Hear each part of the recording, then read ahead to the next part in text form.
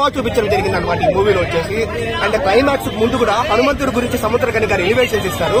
ఆ ఎలివేషన్ ఇచ్చే సీన్ కావచ్చు అవన్నీ నెక్స్ట్ లెవెల్ లో బాగా వర్కౌట్ అయింది.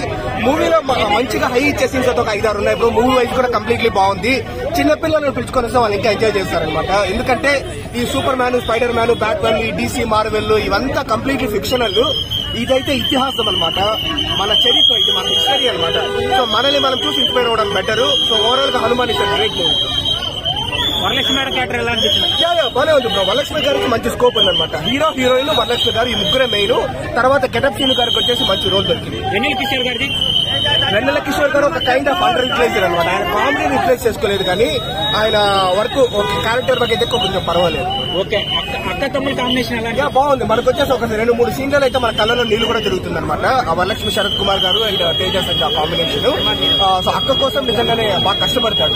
సో అంతా బాగానే వర్కౌట్ అయింది. చిన్న మైనస్ ఏంటంటే ఫస్ట్ హాఫ్ అక్కడక్కడ కొంచెం స్లో పేస్ నరేషన్ ఉంటుంది కానీ రిమైనింగ్ అంతా బాగుంది. బట్ డెఫినెట్లీ సంక్రాంతికి వచ్చే రాబోయే 3 సినిమాలకు ఫైట్ ఎలా అనిపించింది? బాగుంది. అది మాస్ గా ఉందన్నమాట. మనకు వచ్చే సెకండ్ హాఫ్ లో బ్రో దాని మించిన ఫైట్లు అయితే భయంకరంగా ఉన్నాయి. సూపర్ హీరో ఫైట్స్ ఉన్నాయన్నమాట. సో మనం ఆ ఫైట్ గురించి మనం ఏం పెద్దగా మాట్లాడుకోము. క్లైమాక్స్ ఫైట్, ఇంటర్వెల్ ఫైట్ గురించి మనం బాగా మాట్లాడుకుంటాం. ఒక గ్రామం తీసుకోవడం కావచ్చు, లేకపోతే ఇలాంటిదే మనం తీసుకుంటామని నేను అనుకుంటాను. సెకండ్ హాఫ్ లో ఉండొచ్చు, ఫస్ట్ హాఫ్ లో మిస్ అయింది, సెకండ్ హాఫ్ లో ఉండొచ్చు. ఫస్ట్ పార్ట్ లో మిస్ అయిందే కదా. నాకు తెలిసి ఈ అంజనాద్రి గ్రామం అనేది కనెక్ట్ చేయకుండా వేరే గ్రామం కనెక్ట్ చేసి చేస్తారు.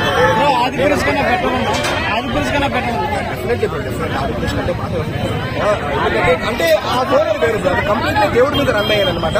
దీంట్లో మనల్ని దేవుడిని యూటిలైజ్ చేసుకునేది అంటే యూజ్ చేసుకునేది ఒక 20 minutes యూజ్ చేసుకుంటారు. అది కూడా క్లైమాక్స్ లో ఎక్కువ అనమాట.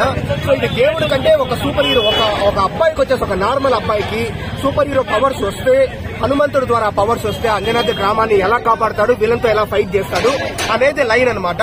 సో ఇక్కడ దేవుడు హెల్ప్ ఉంటుంది కానీ కంప్లీట్లీ దేవుడి మీద రన్ అయ్యే మూవీ అయితే కాదు.